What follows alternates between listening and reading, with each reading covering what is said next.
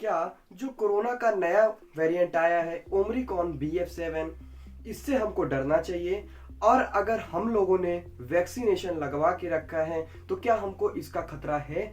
और बात करें क्या कितनी ज्यादा टेस्टिंग इंपॉर्टेंट है इस ओमिक्रॉन BF7 में, तो ऐसे बहुत सारे सवालों के जवाब के साथ मैं जयंत यादव स्वागत करता हूं दोस्तों आपको इस नई वीडियो में।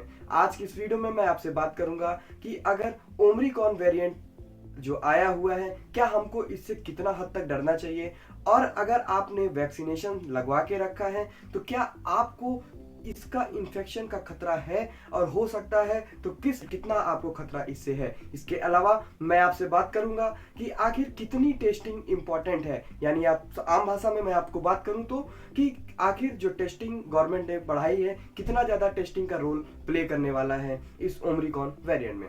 तो वीडियो स्टार्ट करने से पहले दोस्तों मैं आपसे एक रिक्वेस्ट करूंगा कि अगर आप इस चैनल पर नए हैं तो चैनल को सब्सक्राइब करिए, क्योंकि ये चैनल आपका टोटली मेडिकल और साइंटिफिक डेलिब्रेशंस पर बेस्ड है। सबसे पहले सवाल के जवाब के साथ कि आखिर क्या ओमिक्रॉन वेरिएंट BF7 से हमको डरना चाहिए। बात करूं दोस्तों, ओमिक्रॉन BF7 जो वेरिएंट आया है ये पुराना डेल्टा वेरिएंट के जैसे इसका जो खतरा है वो ज्यादा नहीं है, क्योंकि इसका जो तबाही आप देखने को मिल रहा होगा, मीडिया चैनल्स दिखा रही है कि चाइना में इतनी मौतें हो गई, इतनी आशंका है। लेकिन हमारे जो इंडिया की मैं आपसे बात करूं, क्योंकि हम इंडिया में हैं तो हमको इंडिया में इंडियंस को इंडियन के बारे में सोचना चाहिए। ये नहीं सोचना चाहिए कि चाइना में क्या हो रहा है, अमेरिका में क्या हो रहा है, क्योंकि दोस्तों हर इंसान की हर जगह की अपनी अपनी इम्यूनिटी अलग अलग होती है। बात करूं आपकी इम्यूनिटी अलग होगी, मेरी इम्यूनिटी कुछ और होगी। उसी तरीके से चाइना में रहने वाले लोगों की इम्यूनिटी उनके कंट्री के हिसाब से होगी, और हमारे यहाँ जो इम्यूनिटी है वो बहुत ज़्यादा देखने को मिलती, बहुत अच्छी है। जैसे कि आपने पिछले जो वेव आई थी, सेकेंड वेव कोविड की, उसमें भी आपने देखा था जितना नुकसान चाइना को हुआ था हमारे यहाँ इंडिया में उतना नहीं हुआ था। बात करूँ कोई भी इन्फेक्शन होता है, चाहे आप नॉर्मल कॉमन कोल्ड ही ले लीजिए, अगर आपने बहुत ज़्यादा ऐसा केस सुना होगा कि यार कल रात में सामने वाले को खांसी जुकाम हुआ, सुबह वो एक्सपायर कर गया, रात में उसको फीवर आया, सुबह वो एक्सपायर कर गया, अचानक वो खड़ा था, खड़े खड़े गिर गया, उसकी डेथ हो गई। ऐसे बहुत सारे दोस्तों आप लोगों ने किस्से सुने होंगे और अपनी आंखों के सामने देखे भी होंगे। तो उसी तरीके से मैं आपसे ये कहना चाहूंगा कि ये जो ओमिक्रॉन BF7 वेरिएंट है ये भी एक तरीके का वायरल इन्फेक्शन है। इसका जो खतरा है वो हमारे इम्यून सिस्टम पर बेस्ड है। बात करूं अगर कोई यंग है, उसकी इम्यूनिटी बहुत अच्छी है, तो ये वायरस आमतौर पर कॉमन कोल्ड के सिम्टम्स दिखाएगा, खांसी जुकाम बुखार के। इसके अलावा हो सकता है सर में दर्द हो, बॉडी में पेन हो, रनिंग नोज जैसे सिम्टम्स भी देखने को मिल सकते हैं। ये आपका एक हफ्ते के आसपास रहता है, कोई भी वायरस होता है आपका जो मोस्ट कॉमन देखा जाता है 10 से 15 दिन के अंदर वो अपने आप उसके सिम्टम धीरे धीरे रिड्यूस हो जाते हैं। क्योंकि पुराना जो डेल्टा वेरिएंट था उसमें ये देखने को मिल रहा था कि निमोनिया कॉज कर रहा था, लेकिन इस में एक अच्छी बात ये है कि इसका जो वायरस है मोस्टली अभी तक जो पता चला है उसके अकॉर्डिंग इसके जो वायरस का स्टेन है या आप कह सकते हैं वायरस है, ये आपके नाक तक ही सीमित है, ये लंग्स तक कभी पहुंच नहीं रहा है, तो इसका खतरा इस हद से भी उससे कम है। और दूसरी बात ये बताऊं मैं आपसे, जिनकी एज ज्यादा है, एज फैक्टर बहुत ज्यादा कॉमन या आप बोल सकते हैं बहुत ज्यादा फैक्टर प्ले करता है आपकी किसी भी डिजीज में, किसी भी तरीके का वायरल इन्फेक्शन में। अगर आपकी एज ज्यादा है, आपकी इम्यूनिटी कम है, तो आपको इससे थोड़ा सावधान होना चाहिए, क्योंकि जिनकी इम्यूनिटी कम है ये उनके लिए ज्यादा खतरनाक साबित होता है। जैसा कि मैंने आपसे पहले बताया कि कोई भी इंसान, हर इंसान की अलग अलग इम्यूनिटी होती है। मान लीजिए मुझे ओमिक्रॉन का सिम्टम आ रहा है या किसी को भी आ रहा है, सामने वाले की इम्यूनिटी अच्छी है वो बच गया, मेरी इम्यूनिटी खराब है या किसी की इम्यूनिटी खराब है वो डेथ कॉज कर गया, तो इसका मतलब ये नहीं कि 10 लोगों में अगर एक लोग की डेथ हो रही है तो उसके इम्यूनिटी पर डिपेंड है। आप ये समझिए 100 लोगों में अगर एक लोग की डेथ भी हो रही है तो वो हो सकता है उसको पहले से ही कोई बीमारी हो सकता है उसको कोई पहले से ऑटो इम्यून डिजीज हो, जैसे कि SLE हो गया और आपका रिमोटाइड अर्थराइटिस हो गया, या फिर आपकी बोल सकते हैं बहुत सारे ऐसे रिमोटाइड फीवर हो गया, बहुत सारी पुरानी ऐसी डिजीज है जो कि इम्यून सिस्टम पे बेस्ड है। तो ऐसी पहले से ही कोई बीमारी चल रही हो,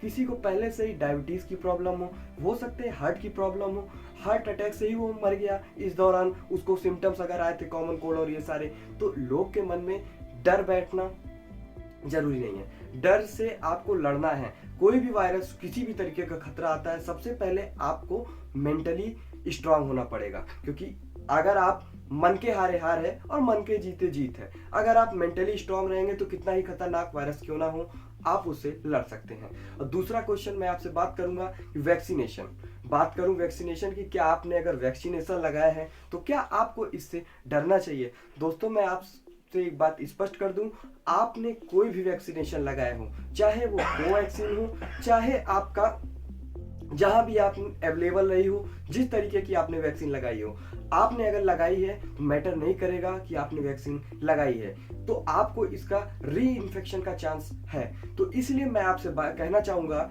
कि अगर पॉसिबल हो सके आपके आसपास, आपके चिकित्सक के पास या डिस्ट्रिक्ट हॉस्पिटल में, आप अपना इम्यूनिटी डोज के तौर पे आप जो है बूस्टर डोज लगवा सकते हैं। जैसे कि कोई भी वायरल है, जैसे कि खांसी जुकाम बुखार है, अगर एक बार हुआ है किसी को, इसका मतलब ये नहीं कि वो दोबारा नहीं हो सकता।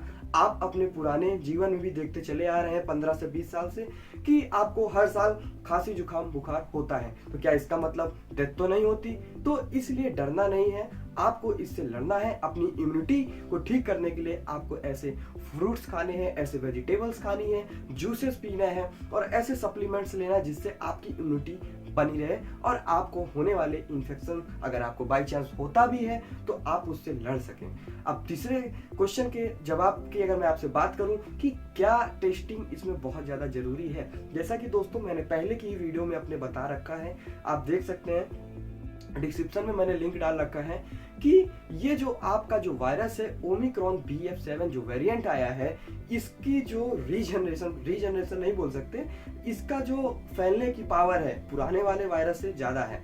पुराना वाला जो वायरस था डेल्टा वेरिएंट, वो अगर एक इंसान को होता था तो वो एक इंसान कैपेबल होता था 4 से 5 लोगों तक वो फैलाए, लेकिन ये जो वेरिएंट है इसके अंदर इतनी क्षमता है, आप कह सकते हैं कि एक आदमी अगर इन्फेक्टेड है तो वो कम से कम आपका 10 से 15 से 20 लोगों तक इन्फेक्शन फैला सकता है। तो आप सोचिए कि अगर किसी को इन्फेक्शन हुआ है, एक इंसान को 15 लोगों को उसने बांट दिया, ठीक है, अगर 15 लोग से वो मिल चुका है तो क्या टेस्ट करने से कोई फायदा है?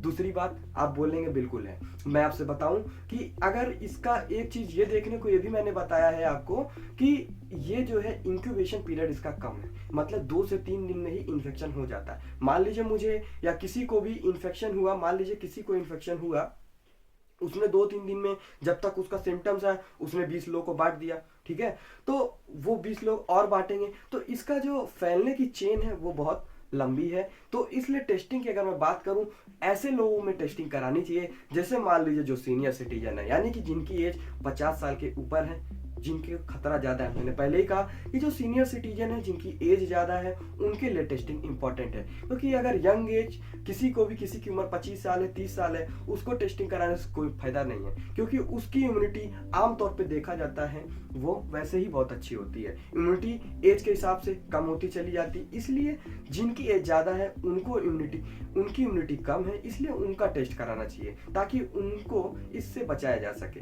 तो एट लास्ट मैं यही कहूंगा कि जिनको पहले से ही कोविड एक बार हो चुका है या फिर वो वैक्सीनेशन लगवा चुके हैं, तो हमारी जो बॉडी की इम्यूनिटी है दोस्तों अपने आप ही बहुत ज़्यादा शक्तिशाली है। जैसे किसी को भी एक बार कोई इन्फेक्शन होता है तो जो हमारा बॉडी है ये उसके लिए एंटीबॉडी पहले से ही बना लेता, आ जाओ देख लेंगे, ठीक है।